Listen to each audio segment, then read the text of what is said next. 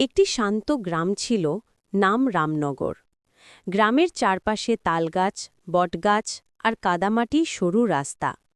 এখানেই থাকত দুই বোন, মীরা আর সুবর্ণা। দুজনের মধ্যে খুব ভালো বন্ধুত্ব, আবার মাঝে মাঝে ঝগড়াও হতো ছোটখাটো বিষয়ে। একদিন সন্ধ্যাবেলা তারা নদীর ধারে খেলতে গিয়ে দেখল জলের ওপর ভেসে আছে এক পুরনো কাঠের বাক্স। কৌতূহলবশত তারা বাক্সটা টেনে তুলল। খুলে দেখল ভিতরে আছে কিছু পুরনো চিঠি, শুকনো ফুল আর একটা রূপার চেন।